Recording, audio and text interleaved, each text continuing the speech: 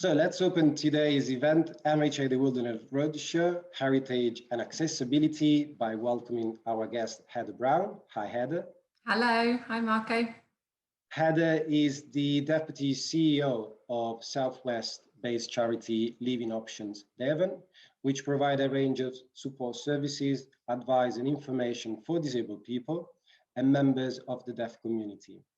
And I think it's also important to remind, as part of the Mental Health Awareness Week, which is happening this week, and the theme is nature, today's talk celebrates heritage accessibility, but also how we can all benefit from improved access to gardens, outdoor space, as well as historical sites. I will now leave Heather introduce us to the outstanding project. Thanks, Marco. Firstly, thank you for having us. I know you've done a series of these roadshow events, and just thank you for including us in this. We're excited to be here and talk to everyone about our project. So Heritageability started in 2016, and the project is all about improving access to heritage for disabled and deaf people. And when I talk about deaf people, I'm talking about what we call Big D deaf. So I mean people whose first language is British Sign Language, not just, we're not talking necessarily about people with a hearing impairment, we're talking about people from the deaf community who use British Sign Language as their first language. So we wanted to improve access for these people in accessing heritage sites and countryside sites across the Southwest. And the idea came from our countryside mobility scheme that we've been operating for a number of years. And that scheme is whereby we provide all-terrain mobility scooters, which are called trampers. We provide them at Southwest sites for people with physical disabilities or people with mobility issues to use at the site. So they'll go to the site and they'll hire out a tramper and use it for their visit. And it enables them to get around to different places of the sites that they may not have necessarily been able to go to. And we thought, wow, this is great. We've been doing it for quite a number of years. And wouldn't it be great if we could open up heritage for so many more people with different disabilities? And that's where the idea for Heritageability came from. So we wanted to partner with a number of sites across the Southwest and think about a wide variety of heritage. So we worked with museums, we worked with industrial heritage, countryside sites. We worked with 23 of these sites, all the way down from the tin mines in Cornwall, right up until Forest of Dean in Gloucester. And we even worked with Lundy Island, which, for those of you who don't know, it's a small remote island off the North Devon coast. And it has, as I'm sure you can imagine, it has its own issues in terms of access. So that was a real challenge for us. So we worked with these 23 sites to look at, right, what things can we do? What things can we put in place to support disabled and deaf people to better access the site and learn about the history of the site? And we really wanted to benefit as many people as possible, recognizing that we can't meet the needs of all disabled people. I mean, with all the funding in the world, it's just not possible. But we could meet the needs of a few people, and that's still great in terms of improving the visitor experience. We wanted our products to be well received and easily adopted so that the site we were working with would promote them and, you know, tell all their visitors and their local community about it as well. And we wanted to provide long-term solutions. So even after our funding came to an end, we wanted to be able to, the products and services to still be available at the site for visitors.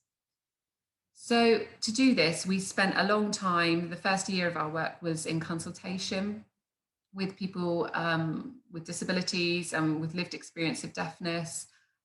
We spoke with a number of different carers, support organisations, etc., just to gain a real insight into what is it that people are hoping for in terms of improving their visitor experience and improving accessibility. You know, and we learned so much from that, and that really helped to form our thinking in terms of what we then went on to develop. So with the lottery funding, we were able to purchase 15 new trampers, and we placed them at sites across the Southwest. So that really supported people with mobility issues gaining greater access to heritage.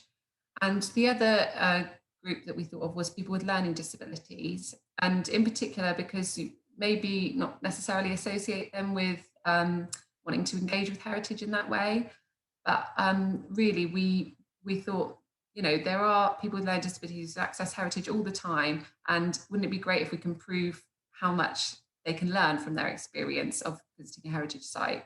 So we worked with the site and we picked out kind of key salient points about the history of the site. And we explained these points using pictures and easy read text into what we call an easy read guide. And it's a short document, and it's just with the aim of that the person with a learning disability come use the document and take something away from their visit and learn about what they've been to see here today. Similarly, for people with a visual impairment, we did a large print guide. So we worked off of a site's existing guide or leaflet that they had, made it into plain English. We redid them site maps with carefully chosen color combinations, clear symbols, and matte finishes, just to make sure that they were fully accessible for somebody with a visual impairment. So both the large print guide and the easy read guide would be available at the site for anybody to use, and they just sit alongside the original leaflets, so people could just turn up and use them when they needed to. Our consultation with people from the deaf community really showed that actually people who use British Sign Language much prefer things in their own language, as do we all. But one of the barriers they found was that when you go to a heritage site, often a lot of the information and signage is in English. And when English isn't your first language, that can be quite hard to understand. So we really wanted to create something for deaf people that was in their language. So that's where the idea for the BSL film guides came from. So we recruited deaf volunteers all across the place, and they learned about the heritage of the site, and then we filmed them explaining about it in BSL. And then we downloaded this onto a tablet, and that tablet was available for a deaf visitor to use. Perhaps they collect it from the visitor reception when they go, and they take the tablet and then they can go around the site with the tablet. And it's about 10 to 12 clips each of about 1 to 2 minutes, just short, sharp snippets of information, but thereby a person from the deaf community can learn about the heritage in their own language, which is great. And the final thing that we did was we looked to address the needs of people on the autistic spectrum. So we did a lot of consultation with adults with people that had autistic spectrum disorder, and carers groups, parents as well. And one thing they said to us was that, you know, they really wanted to know what to expect when visiting a site. So what's it going to look like? You know, how do I park? How do I get there? All those kind of things that we all think about, but for somebody with autism, they can really make the difference between them choosing to go to a site or not. So we created the visual guide, and it is a simple document that sits on the heritage site's website, and a person can download it before they visit, which will help them prepare for their visit. And really it just explains everything, very practical things: how you get there, what does a car park look like, how do I get to visitor reception, are the staff in branded clothing, toilets, cafe, all of that kind of stuff. So it just details exactly what to expect, because we found for people with autism, it's almost the fear of the unknown that would prevent them from visiting a site. So we wanted to try and eliminate a lot of that with the visual guide. Another big part of our offer to the sites was training. So we delivered disability awareness and deaf awareness training. And with the idea of kind of that shift in culture change, trying to make sure that the heritage site staff and volunteers were welcoming all visitors with disabilities or not, and just instilling in them the confidence to be able to ask a disabled visitor, you know, do you need help? Can I get you something? Or, you know, without that fear of necessarily not wanting to use PC language, or not wanting to say the wrong thing. They're, just to give people the confidence to approach disabled and deaf visitors, and make them, make their site inclusive for all.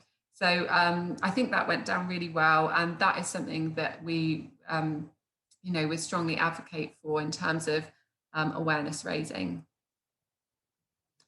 We had a big push for volunteers within our project. All of our volunteers are people with lived experience of disability or deafness, and we recruited heritage champions. We recruited mystery shoppers, so people that would go around to all the sites and look at how accessible things are and how approachable the staff are, etc.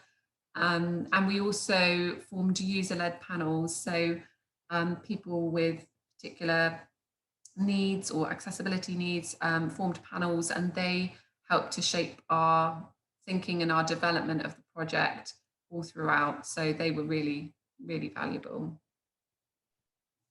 We also won a National Lottery Award for Best Heritage Project, and we were really chuffed about that because it's voted for by the public. So we're really pleased about that. And there was a cash prize attached to that. So we did actually get some money from that, which was fantastic. And we used it to work with a company called Soundview Media. And they specialize in all kind of video and digital work and such. And we did a virtual reality tour with them. And it just shows, all the different things that you can do to improve access, and just thinking creatively, and of course with the right funding. So I'm hoping Marco will just link us to the video, which just explains a bit more about the virtual reality work that we did with them. Thank you, Heather, for sharing all of this important information. I love listening to your approach about enabling deaf people accessing heritage site, and the work you did with a deaf volunteer, and building that information into accessible tablets. And just to point out, it probably would be also nice to share the link with our audience in regards to the visual guide that you created that can be downloaded from the heritage site. Yeah. Because it sounds really brilliant, and it can really help, I think, other organizations. And maybe I can also point out that your award, the video is on YouTube. So if anyone wants to watch it, they can access on YouTube and watch the video that they share their story. And yeah, let's go into the video with virtual reality, because it's incredible. And I think is also a highlight that, well, like when the pandemic hit and we were not able to access any places around the world, the digital actually came in and helped many people access inside. So it's really important that we share the work that you just done. I'm going to my page.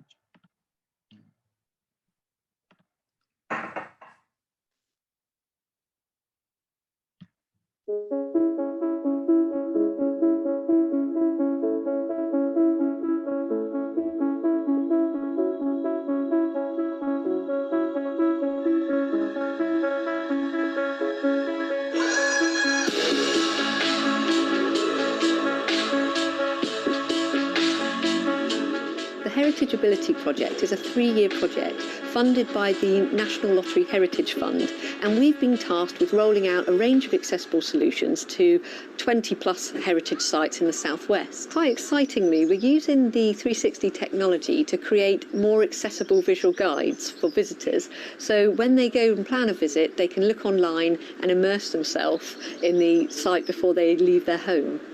But more than that, we're working with Soundview Media, and we're going to create this virtual reality tour of Givor Tin Mine, which allows people to access areas and enjoy areas that they would otherwise just not be able to get to. Find a spot, you've got a point on your tripod, you load it up. Okay, right, so first of all, let's get your eye line right, so you can address the camera, that's fine. We are using a Fusion.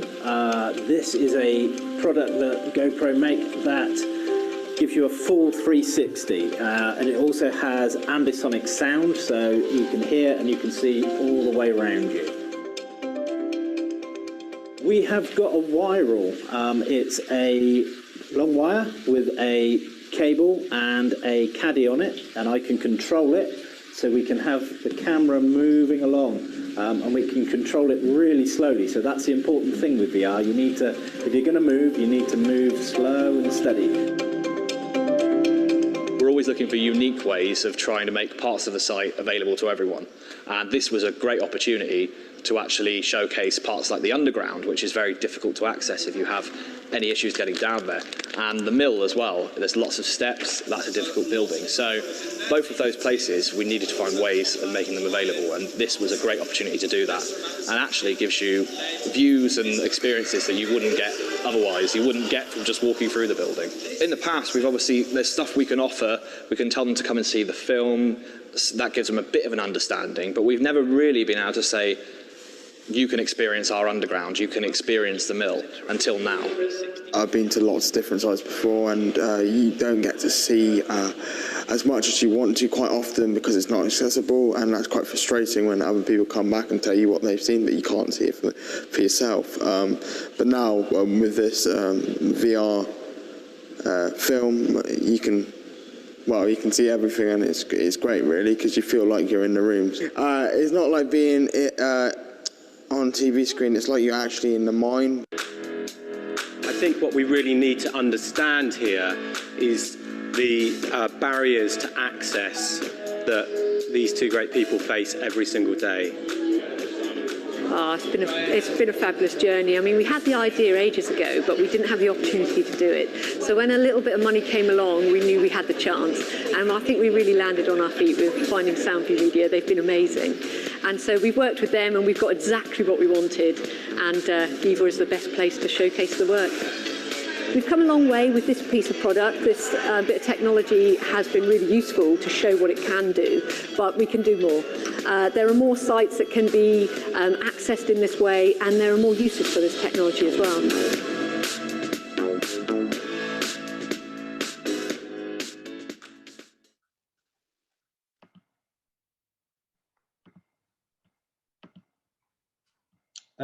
It was brilliant.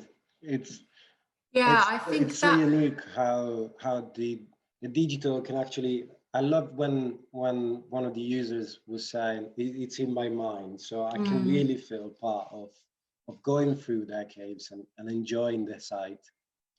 Yeah, absolutely. I mean, it is amazing what can be done with technology nowadays. It's amazing, and I think but that's almost at the other end of the scale, because that, to be honest, that's a pricey piece of work there, but like I'm so sorry, I've forgotten who's is it.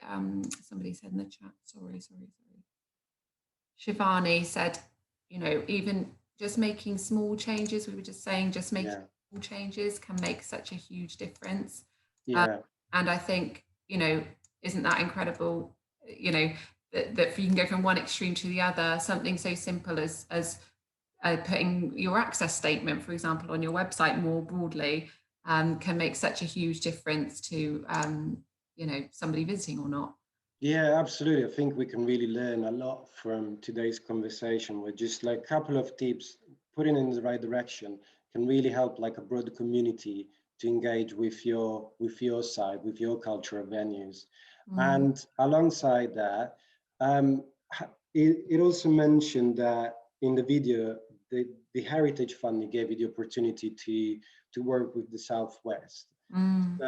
Would you mind tell us a little bit more on how did the funding from the National Lottery Heritage Fund help you to engage with a different audience?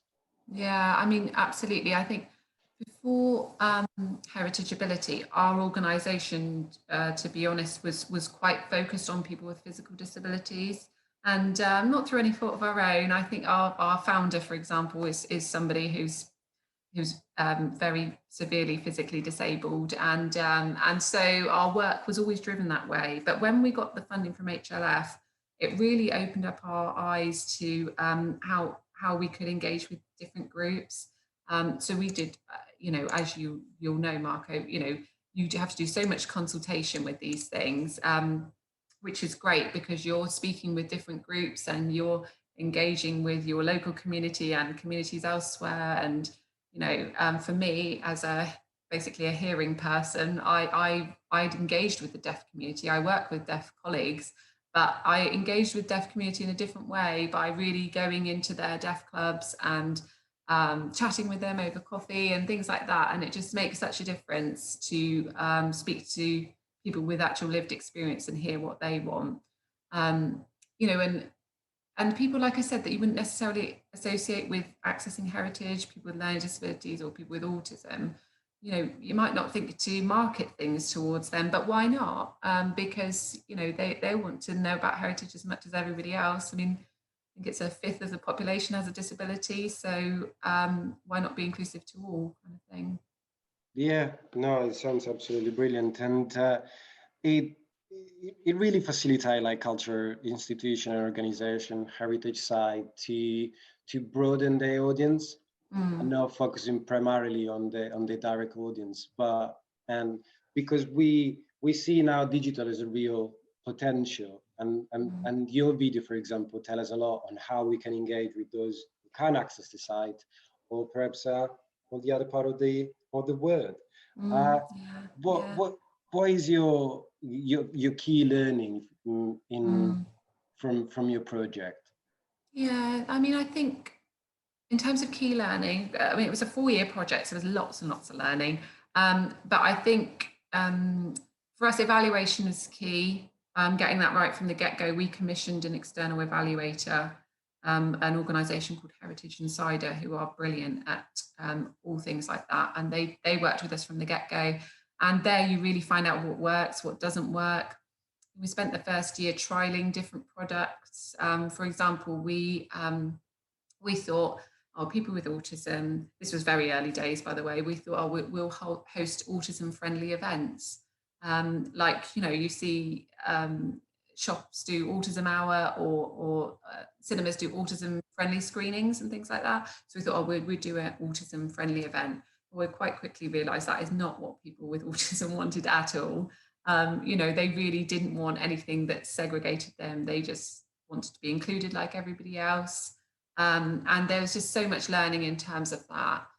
I think from a broader perspective, for me, I think one of the key things that I've learned is that it would be great if heritage sites thought about access from the get-go in terms of when they're putting in funding applications, bidding, all of that. Think about access for disabled people, for deaf people, people with dementia, like you're going to be talking about, Marco, and young people and things like that. Think about access from the get-go, because if you're thinking about access, then it's not just going to improve the visitor experience for those particular groups. It will improve the experience for their friends, their family, and people who may not, they might have hidden disabilities or might not associate themselves with having any kind of disability. But if you make those small changes, it can actually improve the visitor experience for so many more people. Yeah, and also this is a brilliant information, really. And you mentioned that even before. You mentioned this before about sharing all of this information. So you make the journey of the person with disability with the friends and family not a struggle, without getting to your site and they don't know if they're going to find the facility they need to enjoy the experience on a heritage site.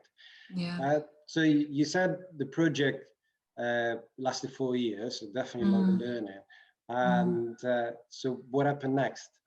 Yeah, so it ended in March 2020, the dreaded month of the dreaded year. But it was good for us because we'd wrapped up a lot of our work then. So yeah, but actually we've still been working. Our funding for Heritage Lottery came to an end then, but we've still been working on some commissioned work. We're currently working with Wiltshire Wildlife Trust.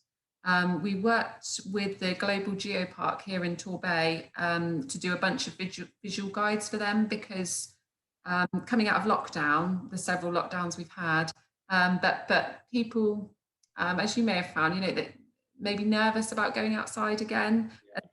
this was commissioned way before the vaccine and all of that, but you know, people were nervous about going out and being amongst crowds, and what are the changes, what's it going to be like at the site. So we did 10 visual guides for sites in Torbay, and they were really focused on COVID related stuff. So, you know, wearing masks, sanitizer, what does it look like now, the one-way routes, all of that kind of thing.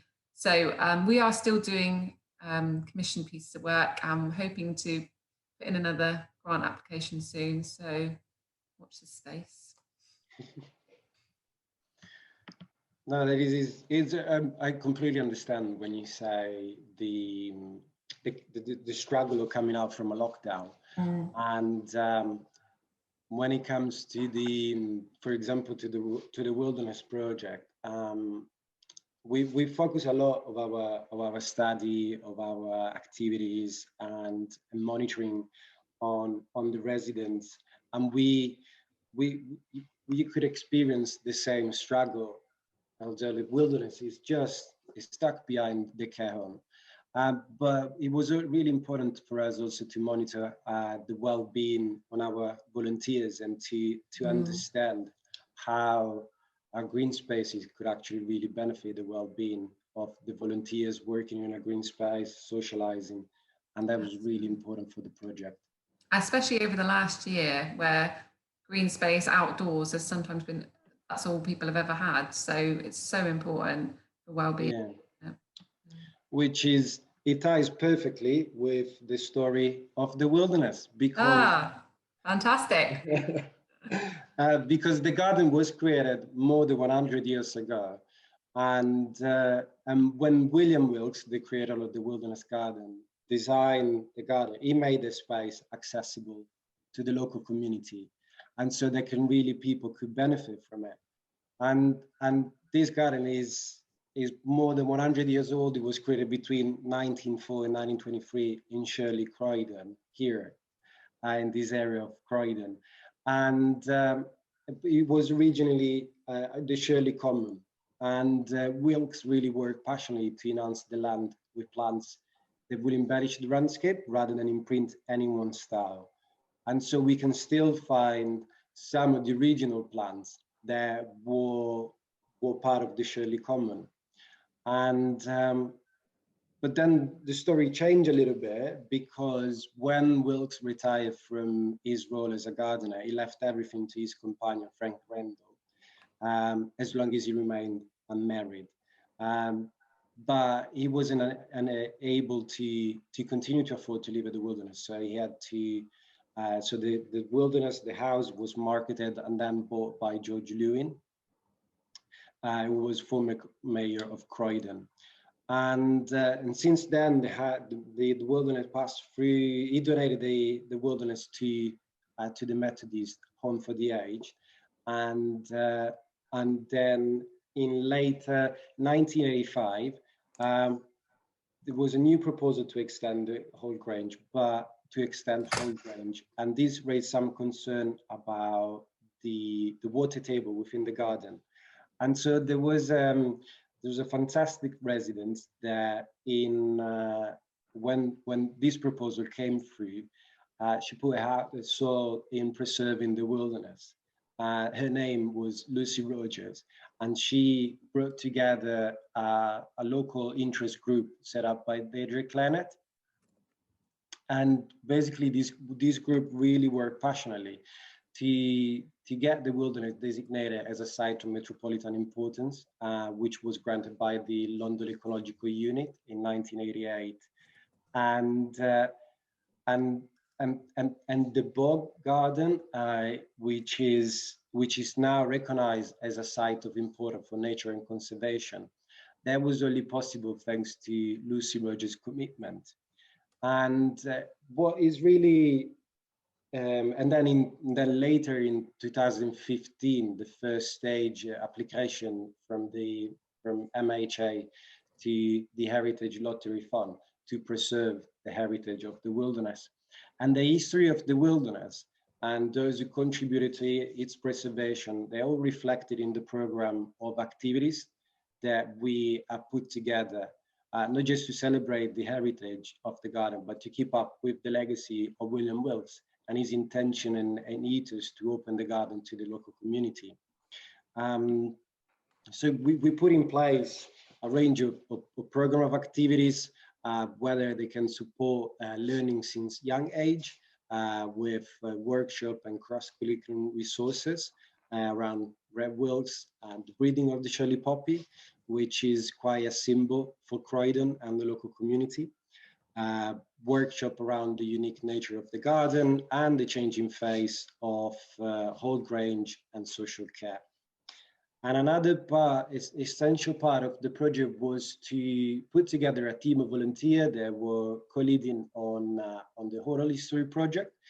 And the volunteers have been able to record the audio, the story from the residents, and to those also who were active members in preserving the garden. So when George Lewin was, when he bought the land, Harry and Nigel Griffith were the gardener of the wilderness.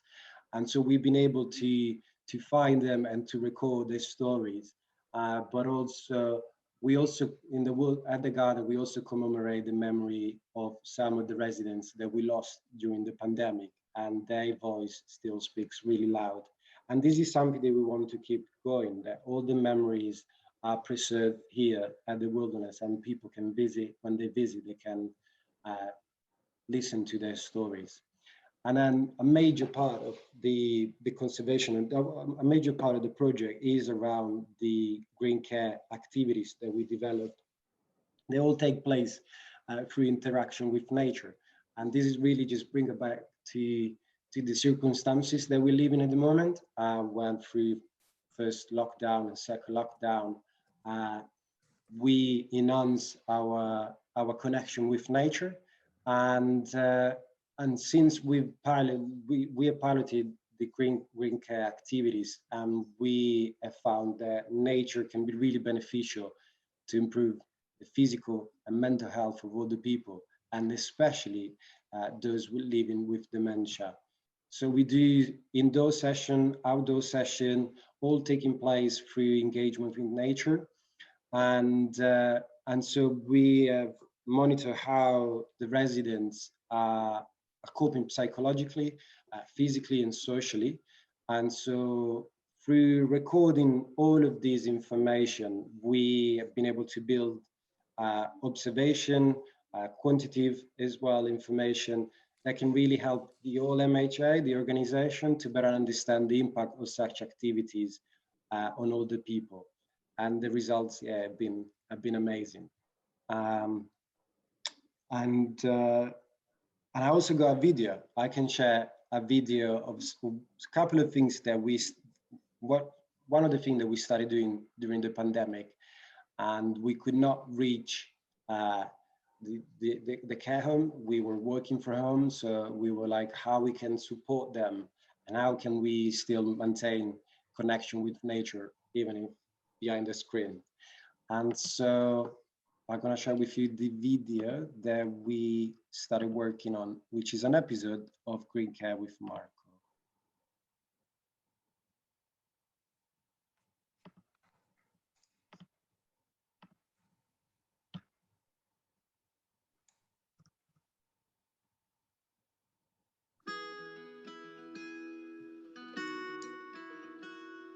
Hello and welcome to a new episode of Green Care with Marco. In today's episode, I'm going to show you how to make your Spring Nature Box. The Spring Nature Box is a fantastic tool to get people more connected with nature. So if you have friends or family member that at this time of the year can't access a green space or the local park, well, the Nature Box is a perfect way to collect elements of nature and bring the outdoor indoor. Texture and shape are not the only properties that can provide active tactile stimulation. On a walk in a woodland area or through your local park, we found different leaves and trees that hold different shapes, but also flowers, shells and stones, which can provide a different tactile and sensory experience. So let's find out which elements you can use to build your own spring nature box to inspire others about getting more in contact with nature.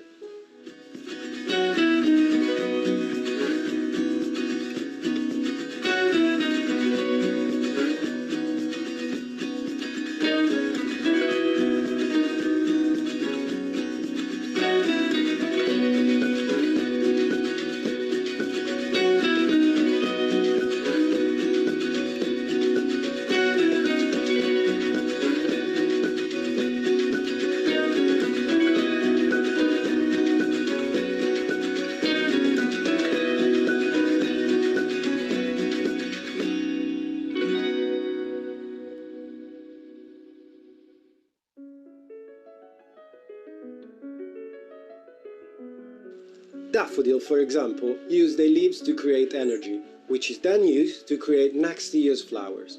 When the leaves are starting turning yellow, cut back the daffodil flower.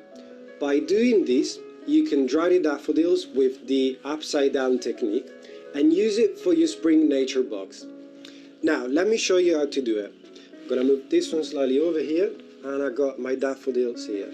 So you see, the leaves have started turning yellow. We go and cut our daffodils. And just for the purpose of today, if you're gonna start hanging them upside down, the daffodils gonna dry. And this can be a nice present for someone who is at home at the moment. How about instead using it for some watercoloring session with your friends and family? So let's bring it into our nature box. So, for the purpose of today's activity, let me just a little bit explain you what I mean with the upside down technique. So, for example, if I bring in the lavender into our table activity here, what I mean by upside down, and this is completely dry, so what you need to do, you just collect all the bundle together, hold it upside down, and put it in some sort of like light shaded area. And then this is going to dry up and it's going to be perfect because the colors will still be there and the fragrance as well. And I can smell all around me the smells and fragrance of lavender.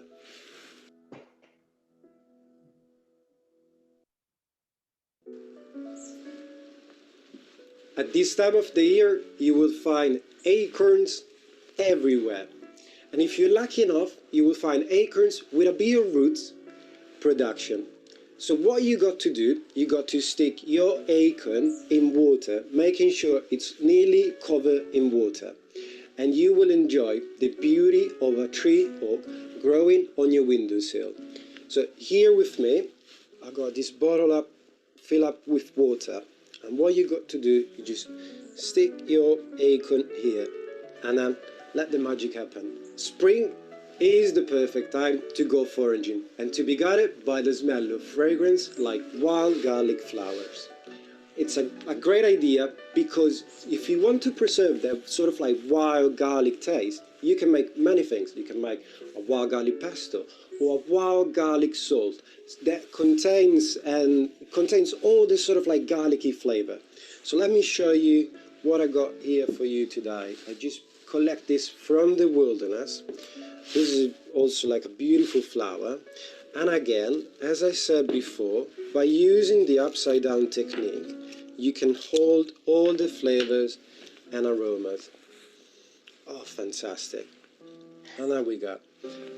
Any other elements that can become a component for your nature box, we got all the acorns and pine cones, but also when we were on our well-being walk, we collected moss. And moss is a fantastic element because it's really light, but also colors are really bright. All these elements can make your nature box a fantastic tool to get people connected with nature. And that's it for today. But I would like to invite you to share with me images and photographs of your spring nature box. And let me know how this plays with friends and families. Stay safe, and I'll see you in the next episode of Green Care with Marco. Ciao, ciao.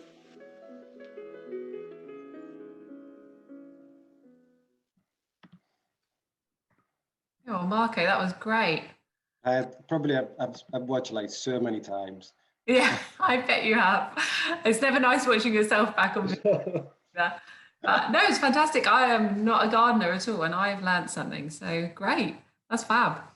So, so going back to what we were talking about previously, in terms of, you said that amazing story about, engaging people's voices that maybe aren't here today, and people that have been lost, unfortunately, throughout the past year. And I think that's so lovely. And I'm sure the families of those people were very grateful for that as well, and had, wonderful things to say, I'm sure. Yeah, the amazing thing about what we put together is really that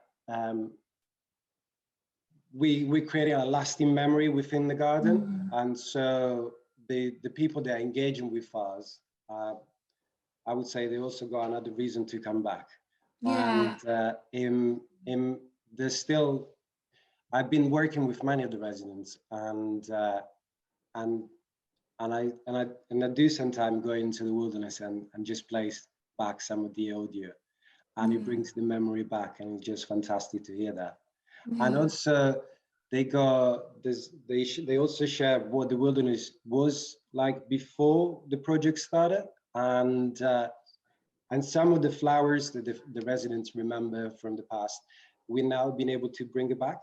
And so when you can listen, if you listen to one of the story of like this, the lady sharing how much she loved Lily of the Valley, and now that we've been able to bring them back, and so it's quite, it becomes even like a personal moment, even if absolutely. No, that is so lovely, really, really lovely.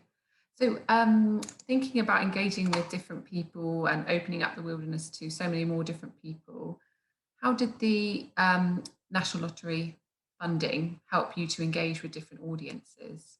Yeah, like, unfortunately, also the wilderness project is coming to an end. Yeah. June 2021, which is just around the corner. But what really did the funding really help us was, well, I could probably sum up in like, just try to sum up into mainly like fostering partnerships and developing digital engagement. So when it comes to the partnership aspect, we wouldn't be able to achieve what the wilderness garden is today without the contribution of them. And this, combined with MHA person-centered approach and know-how in physical and mental disabilities, are really enabled to create the wilderness as a dementia and wheelchair-friendly site. So the feature that really like brings together conservation and accessibility is the path that we created, which got a circular shape, which facilitate orienteering across the garden, and especially for those living with dementia. But also the path is incredibly soft, and it kind of like resemble walking on the ground. So when we organize the sensory space workshop in the wilderness, which goes across all the senses, the path becomes a really important element, because you can feel it's kind of like walking on the ground, and it really helps to build a connection with the outdoor. And this is one element of how the funding helped. And then the second one is around the digital. When the pandemic started, we took the decision to digitize the entire learning program. And this, it really helped us to connect with schools further afield, and not just with the locals. Nevertheless, this is not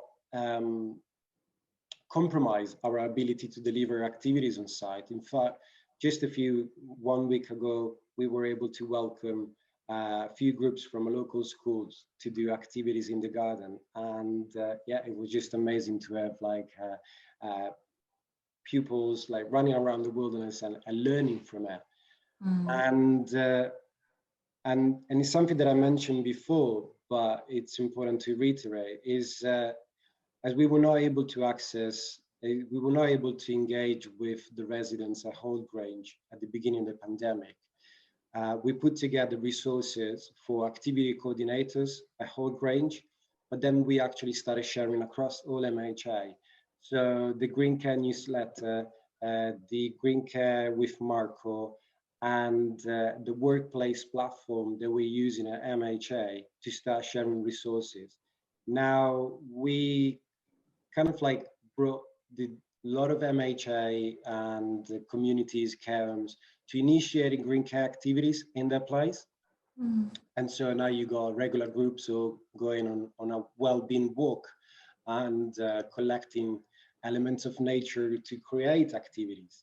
And so, yeah, this wouldn't be possible if we didn't have the funding to do this. Or actually, the other positive thing is how the funding has have allowed the wilderness to how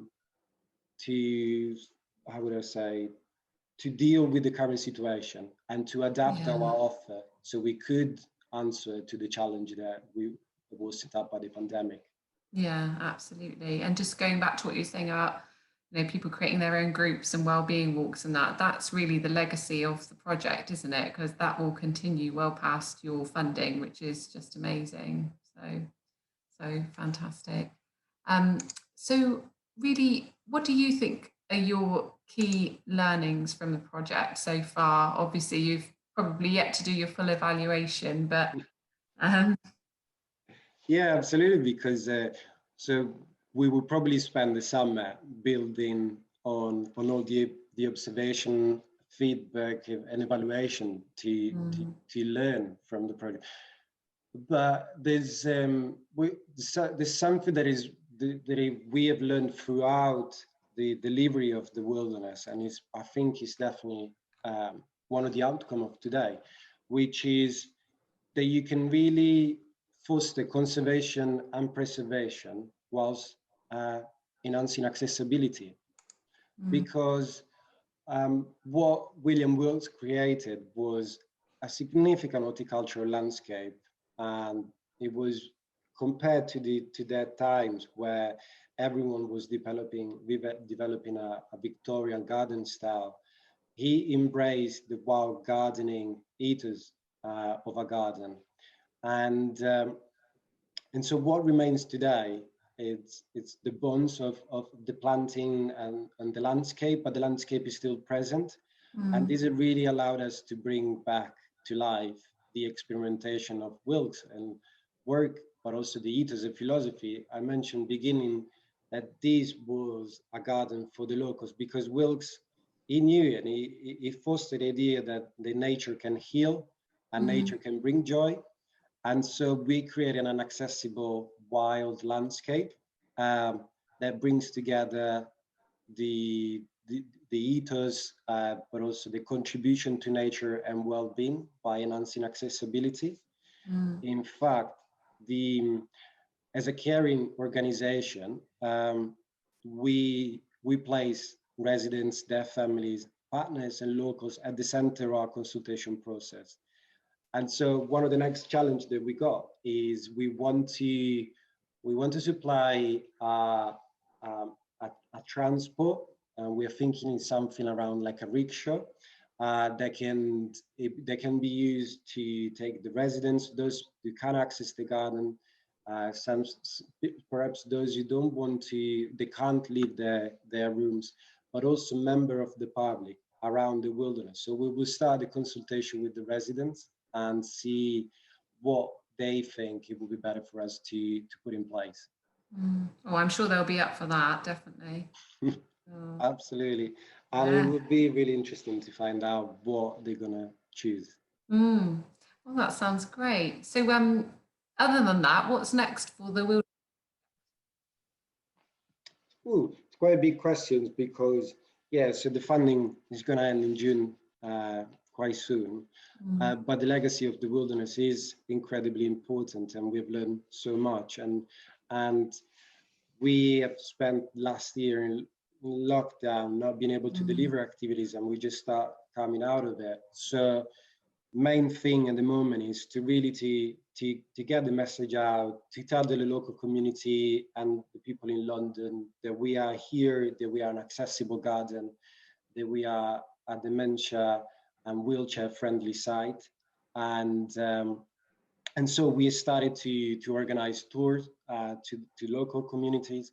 But this is also the possibility that we have for the future to start bringing together some of the relationship that we have initiated, for example, with schools, and to bring forward intergenerational project where people living with dementia, but also members of NLHF can interact with local schools in an heritage context.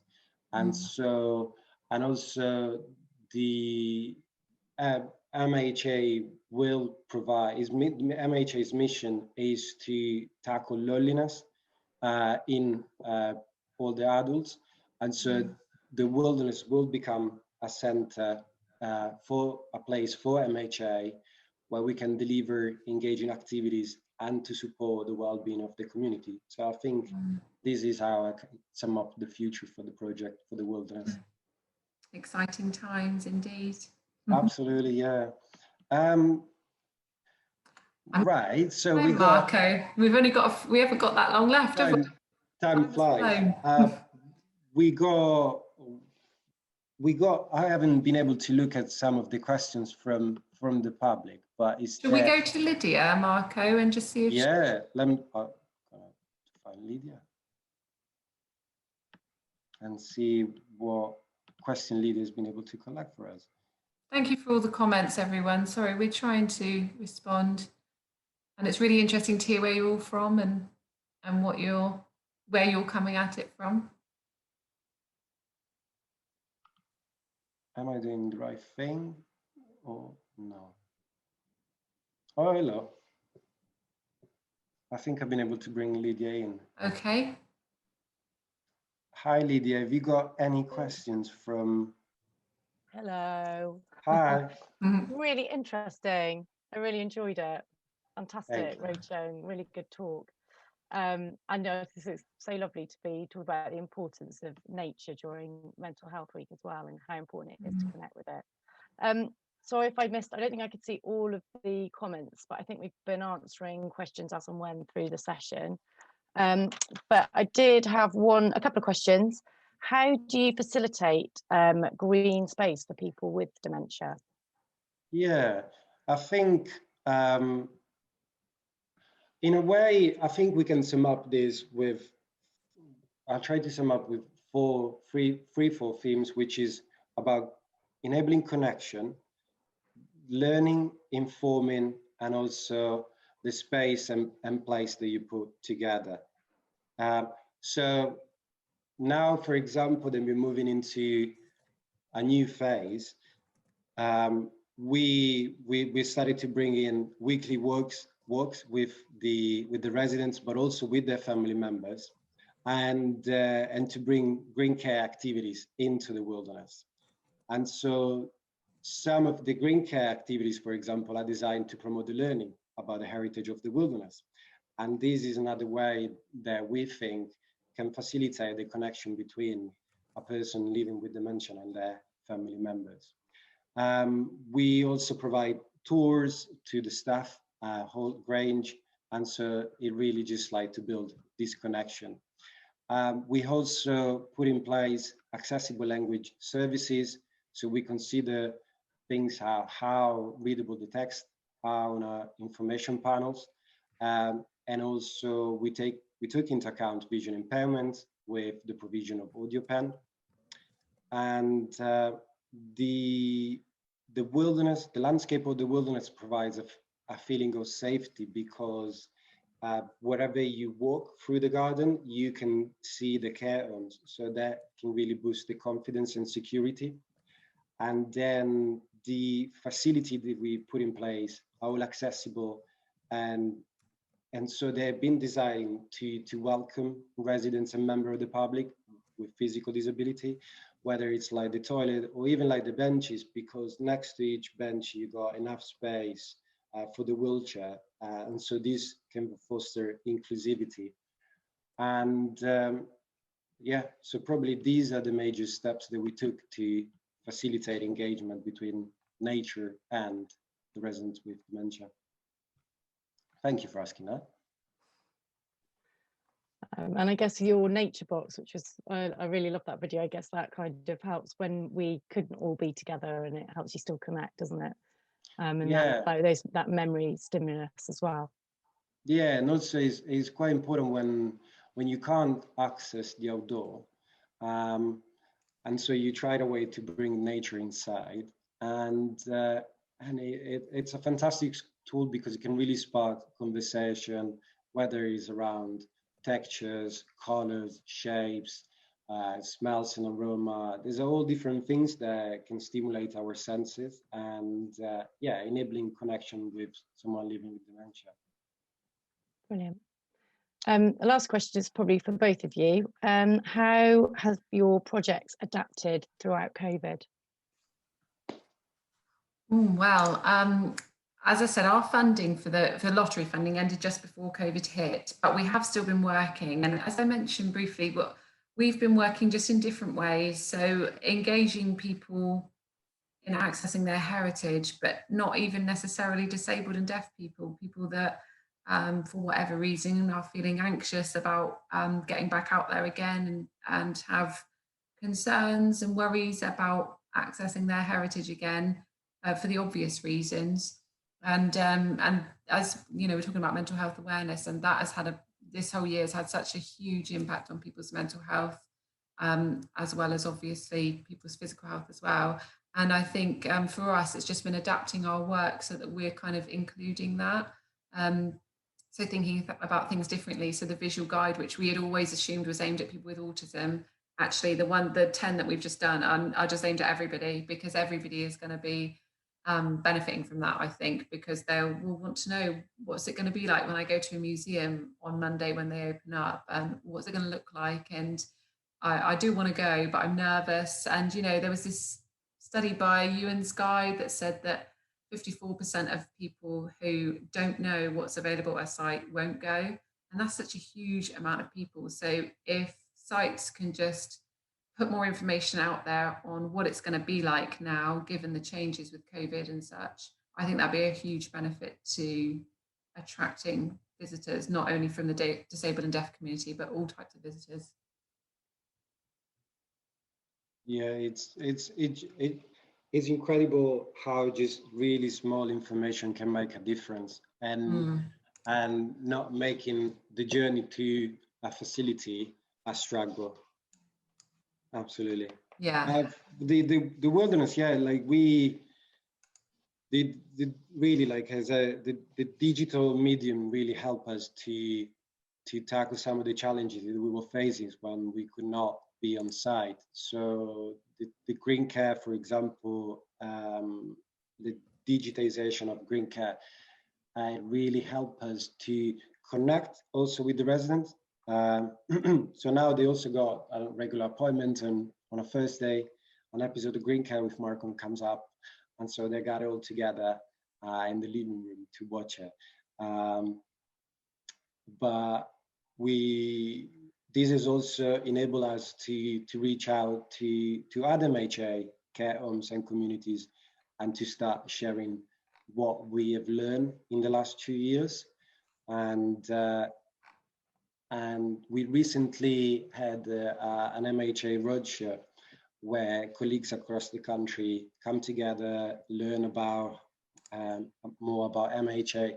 And it was so surprising to find out how many other MHA have started to put in place green care and nature-based activities.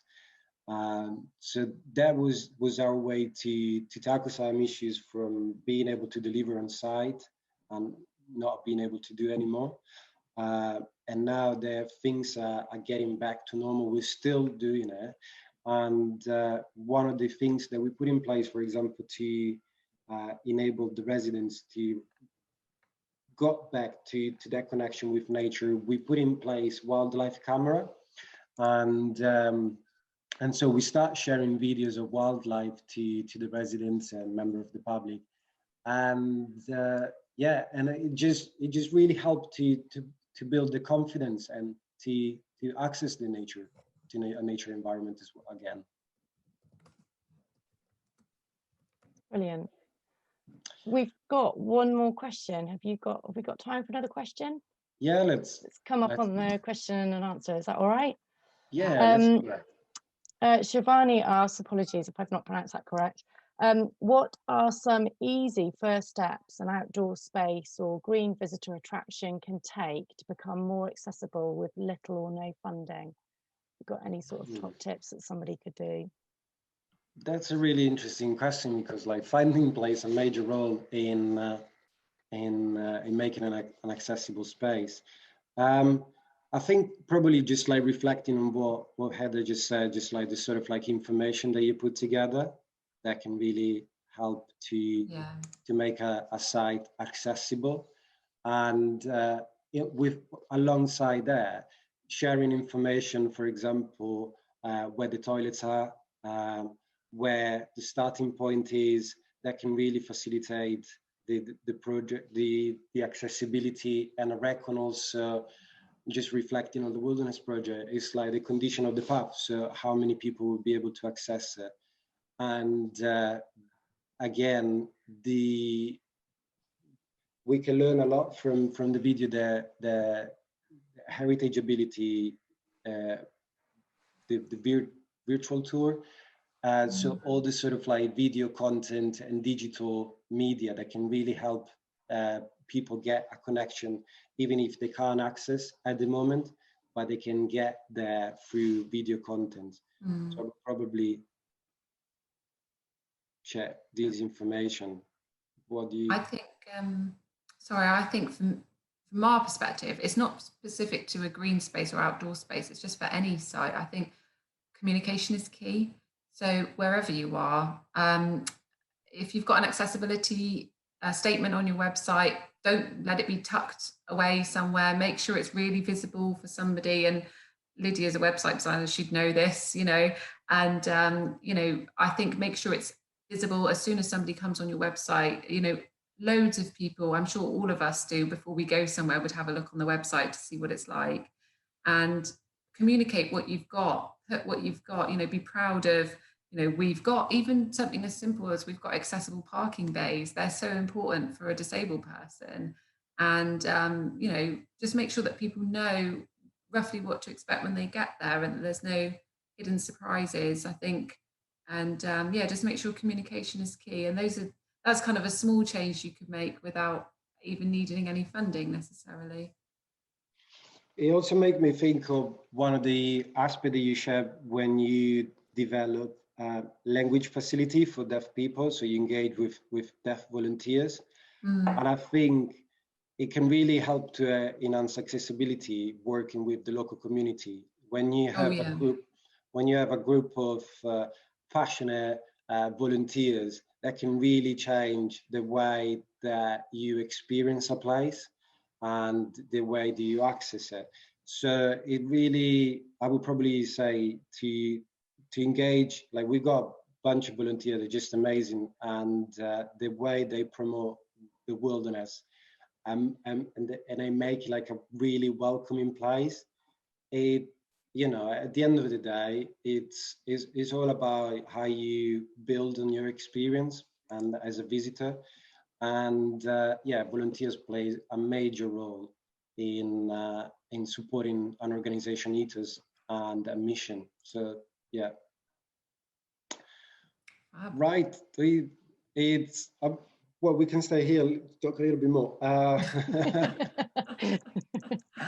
But I would say that if you have any questions that you share on the chat, Heather and I will try to answer to your questions via email. So I'll be sending out a communication soon with our details.